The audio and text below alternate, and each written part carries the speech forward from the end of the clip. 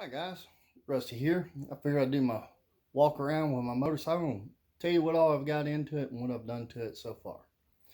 Um, since I've bought this motorcycle, it was a 2016 Road Glide Ultra, and I've done a lot of minor upgrades, to some mid-level upgrades, I would say. Up there at the top, I like to do the long ride shields, but I have a 14-inch long ride, I have a 12-inch long ride, I have a 14-inch clear Harley, and I have a 9-inch tinted Harley. I like the long ride shields because back in the day they would run them on sale around Thanksgiving for like $75 a windshield, which is cheap. Um, Now I think they're around $180. If you catch them on sale, they do drop them down to like close to 100, 120, 130, I think, which is still a phenomenal deal if you price out in comparison to like Clockworks. I know those I used to be able to buy like two or three windshields to one Clockwork. So, yeah, if it got scuffed up or in bad shape, and toss it out and get a new one. So it was great. They're American made. They're made out of Nevada, I think. So I like that. I also like custom dynamics, which y'all know. I had a tie strap hook go through my headlight, so I replaced it with a custom dynamics. The Harley factory headlights are like $525 to $575 somewhere in there, I think, new. And I found one on eBay for like $450, and I'm like, if I'm gonna spend that kind of money, I might as well get something better. And man, that thing is a lot brighter. I know you can get the Chinese knockoffs and all that, and they do work well from what I've seen. But I've always just really liked custom dynamics, so I give them my business. Spend a little extra money. The outer rings of these headlights, right around the outer rings, um, that didn't come out very well, but yeah, they blink, and they blink yellow with your turn signals. So if you're turning to the right, your right headlight outer ring will blink yellow with it. It's pretty neat. Um, just a little added bonus. You can either plug that in or not plug it in if you don't like it, whatever. Um, these are the bullet rings. I like the bullet rings better than the light bulb inserts. Nothing wrong with light bulb inserts. It's just personal preference, and I just like the looks of it. So, because your handlebars a lot of times on your factory bikes are chrome, and you got black controls, it's a contrast thing. So I buy the black rings and leave the bezels chrome, and I like the contrast. It all makes everything seem kind of factory-ish, and even though it's not factory, and I like the look of it, to be honest with you. And the outer ring of that light is white, and then the whole light turns yellow when it blinks, so it acts like almost like little miniature fog lights. I wouldn't say they give off tremendous amount of light, but it's a little bit. And as far as custom dynamics, we can step back here to the back of the bike, and on my filler, I got the fillers. Um, so on the Ultras, this is just an open chrome piece, and those snap in place, and they have adhesive tape to stick them down.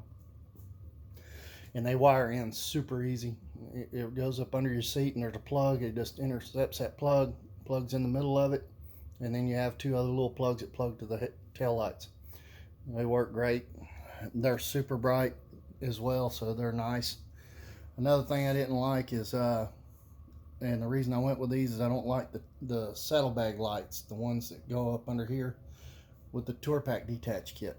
So that's just my preference. I don't want to unwire my saddlebags to pull them off, for one. Two, I don't know, they don't look good to me. And if you got them and like them, that's great.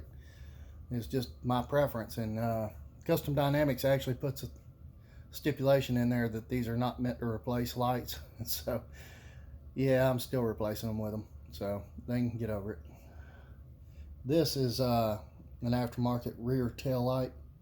I did that. It's a Drag Specialties. I like the slant cut, and I don't like that the Harley tag relocation kit it puts the tag on top. It just sticks straight up and looks odd to me. So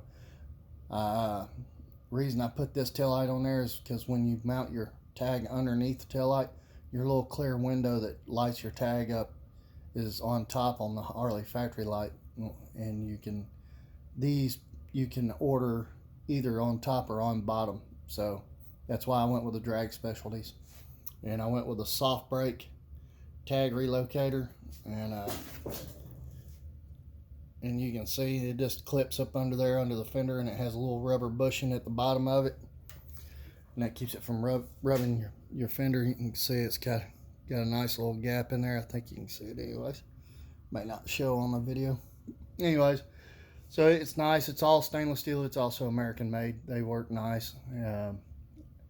And I bought my actual Detach Kit brackets and stuff. I bought off, it was eBay or Amazon, I can't remember. And a lot of people, they freak out and you're like, oh, you bought Chinese ones. Well, or whatever foreign country you want to insert in there, they are, and there's no denying it. The chrome is fine on them. They look good, and you can't tell the difference by looks unless you just really know what you're looking at and can recognize the bolt differences. They look just like the Harley ones. And I'll be honest with you, if you look at your Harley kits, they're made in the same countries. That's one of the things, is a lot of their aftermarket accessories and stuff are not American made. And their bikes, they put just enough percentage of American parts on there to call them American made, but they ain't held to that on their accessories, and they don't abide by that. So I pick and choose some of that stuff, and some of it is really good quality, and I choose to buy their stuff on that. But some stuff I kind of go outside of that box and get other items from other manufacturers and do the aftermarket thing. And this happens to be one of them, because of the not liking where the tail lights relocate or blinkers relocate, and I don't like the tag mount. So if I'm gonna buy the Harley kit for a premium price and then change most of the parts in it, I might as well just go all out.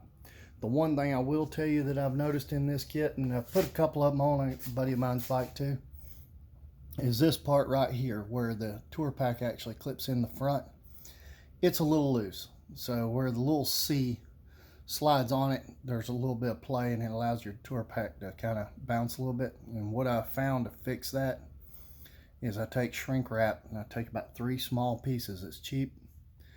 I slide it over. It's like a 1-inch piece of shrink wrap that I got, and I heat it up and it shrinks around it, and I put another piece on it, etc., and until I fill that gap, and it holds up fine, you know. And if you tear a piece or whatever, you just get another piece of shrink wrap. It's cheap and it's easy.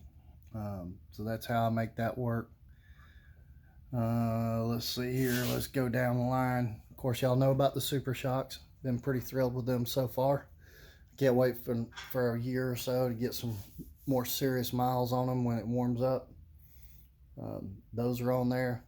On the front, I've done progressive suspension spring replacements to lower it 1 inch. I like those. They work pretty good.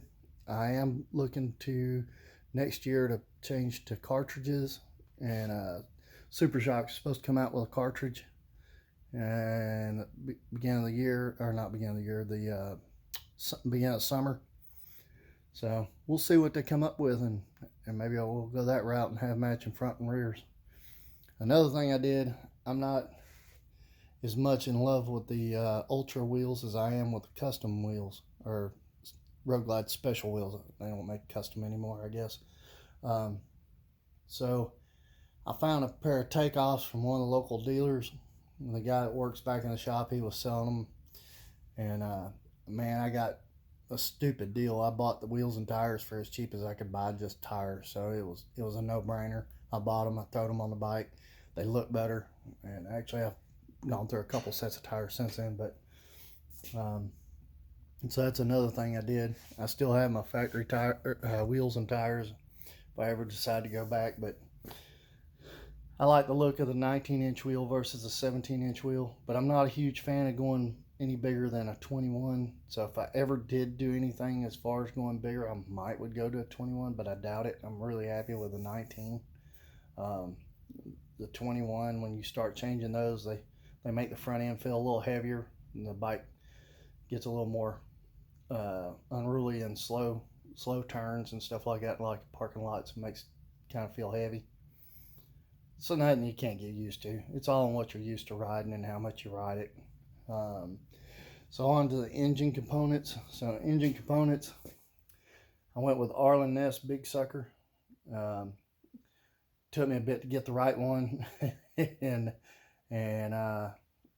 yeah, that was kind of an adventure, but I got it. It's on there. It looks good. And I used my factory Willie G. I say factory. My Harley Davidson Willie G derby cover for it, or little cover. I like that. And so when I bought my Big Sucker, I got just the plain black that looks like it's covered with bed liner, because it was the cheapest one and I didn't want the cover anyway. So that's how I ended up where I used this cover and got the air cleaner I wanted. And it has I had the stage one with this cover to begin with from the Harley, but this has got, when you look at the back plate on it, it's almost like a velocity stack, and it's curved and smoother for airflow, and it's supposed to flow a lot better and perform better. And it came highly recommended to go with the Arlen Ness, so that's the route I went. I went with S&S lifters and quickie push rods to make this a lot easier process, because you don't have to take your top rocker boxes and all that apart to get the push rods in and out. You just cut them with a pair of bolt cutters. Yes, bolt cutters. Don't use a die grinder or anything like that, or a saw, because then you put metal filings in your engine. That's a big no-no. Use bolt cutters. They snip them and they pull right out. Also unload them. So roll your engine over till they're on the flat spot, so you don't eject them out of them when you cut them. So the S&S, I also used the S&S install kit. So I used their bearings. Their bearings are a lot better than the factory ones. They're like the Screaming Eagle ones. So the factory bearings is like you'll have a needle and then a little space, and then a needle and a little space, and etc. all the way around them. They're weaker bearings. These have needles, and they're a constant flow of needles all the way around the bearings. It makes them hold a lot more load from the cams because of the higher lifts. Not only that, if you have factory cams in there and you're in there for your tensioners, I recommend going to those bearings anyways. They're much better and better quality, and why risk a failure on them? They are known to kind of give you problems. So that's one of the things I would recommend as an upgrade. Also, if you have an older model, they have cam bearings on the cam plate. Definitely replace them when you do those as well. Those I would replace anytime I'm in there. My brother-in-law had a failure with his, and I had to replace his, as a matter of fact. And so yeah, so I did bearings with a S&S, and they came with the gaskets and O-rings and everything for the cam plate, so that was nice. I also had fueling. I put their cam tensioner replacements. They make just the little pads for the hydraulic tensioners, so you don't have to go to Harley and buy their little factory ones. Fueling makes a set, and the polymer or whatever they're made out of is supposed to be a little bit better, I think. But they're $25. You can buy a $125 kit that replaces the aluminum blocks and everything, but you don't need it. If you're not going to replace your cam plate, I wouldn't even fool with buying the whole tensioner. I just buy them little pads. They're $25, and anytime I open that cam chest up, it's getting a set. I mean, it's just cheap insurance at that point. I went with the Andrews 57H cams. You can look up the specs on them. They're a pretty decent lift and duration cam, and these came highly recommended. They are supposed to be, the way the cam is ground, they're supposed to quiet down some of the valve train noise that Harleys make. And so, yeah, so far I'm liking how crisp the throttle is, and everything is working really well. I haven't got it on the road yet. I've just started it up to get oil pressure built and make sure everything's flowing and working well. At this point, I may get out for a test ride today, matter of fact. Now my exhaust, I went to the Bassani 2-in-1, and you see this pretty radical wavy curve of the exhaust. Yeah, a lot of people don't like that, but that's all about performance. So anytime you add exhaust to an engine, the closer you can make the pipes to all the same length. Like you look at a lot of the big dragsters that are producing ridiculous amounts of power, their headers are always real goofy looking and look like spaghetti noodles. And the reason that is you want every cylinder to have the same amount length of exhaust. It's a power builder, and it's how they make back pressure on all the cylinders equal, and it just makes everything work very well. Bassani exhausts are handmade exhaust. They are made in America, and if you was to take this big squiggly line out and straighten all these pipes out with the front one, they would all end up equal to the same length. So that's pretty cool. The chrome is phenomenal on them. The sound is great. I went with the mid-level baffle. It's pretty loud. I didn't expect it to be quite that loud. The guy that recommended it told me to go to a quiet one, but I ended up going to the mid one. And the reason I did the middle one is because I wanted it louder, and but I didn't want it obnoxiously loud, because I do traveling, and I don't want to drone me to death on the highway either. Now, the difference is the top baffle, that's the quietest, is the way the baffle is, and it has packing. So then you have the loud baffle with no packing, which makes it the loudest. Then you have the mid-level, which takes a loud baffle and it wraps it in packing. So I went with the middle one, and my theory was if it was too quiet and I wanted to upgrade to the loud one, I didn't have to order a baffle. All I'd have to do is unbolt the end cap, pull it out, and unwrap it, and then I've got the loud one. So it was best of both worlds to me. For me to make this one the quiet one, however, now I would have to upgrade and buy another baffle. So that kind of got me a little bit. But I don't see me to do that. I like the sound of it, man. It cracks, and yeah, I like it. So I'm gonna get it on the interstate and really get a good feel for it and see what it comes up with. Let's see here. I run Mustang seats. They are firmer seats. I like a firmer seat because if you get too soft of a seat, most people try to get the softest seat they can find, but what I found is if you get too soft of a seat, it bellies in the middle and it puts pressure on the outsides of your hips. It makes your back hurt, or makes my back hurt. So I go with a firmer seat when I'm riding. I will tell you, Mustang seats are very firm, and they take at least a good 500 miles to get them broke in. You don't just hop on one and think, wow, this is a great seat right off the rip. It takes you a bit. You do have to wear it in, and maybe a little bit of it's getting used to it. My 2-up seat's also a Mustang, and I love it. And man, I've rode it all over the place. My handlebars up here, those are 14-inch KST Customs. They are polished stainless steel, and what's nice about that is they will not rust. I have seen not factory Harley bars, but they're aftermarket. A buddy of mine had 16-inch apes on his, and I can't remember what model they were on it. He had them on a Street Glide, and just sitting in his garage. Bike really never been in any real weather at all, and they started rusting. They started getting little pits and stuff, and I'm like, that's crazy. But these are not chrome plated, so you don't have to get down to the metal on them like going through the chrome. So yeah, I like the KSTs. This is my second set of them. I had a set before on my last bike, and they do work really well. Now, that's pretty much the gist of what I've got done to this bike so far, besides a lot of tires. And man, I could do a whole video on tires and brake shoes or pads. I've done several of those, I run the EBC brake pads, and I can't remember that's Syntax or Syntec or whatever.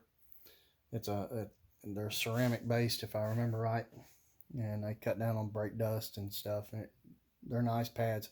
I will tell you what catches you off with these brake pads, and maybe it's because they're a softer pad. They do work real well, but the drilled rotors, you can hear when you put your brakes on. You can hear the brake pads grabbing those little holes, and it gives you a little.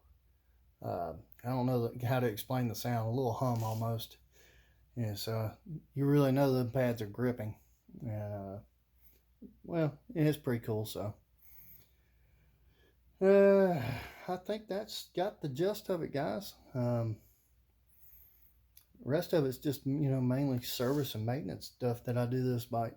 Besides riding it, that's my upgrades, and I do have some coming in the future. I'm probably going to get into my clutch next year. Now, I'm thinking that clutch is pretty weak, and these upgrades for power is probably going to put a hurting on that old clutch. I'm thinking I'm already getting a little slippage out of it, but it's got 40,000 miles, so can't upgrade one without upgrading the other at some point. So I'm also looking at the compensator. There's another manufacturer that makes a pretty awesome compensator. I don't know if I'll go with it or not. Their Baker has been the big one in the industry all day long, and this one's supposed to be the next big dog that's supposed to knock them off their pedestal. It's a Dark Horse Mano War is what it's called. That may be in the works at some point. We'll see. Be interesting to see what the charging system looks like on the bike once I get it apart too. That's something you always got planned for, man, when you start breaking into bikes and upgrading stuff, and the unforeseen, you got to budget for it to a certain degree, and tuck that money away, because they can be surprises. So I always think budget when you do your upgrades, and bank a little extra. Anyways, guys, we'll talk to y'all later.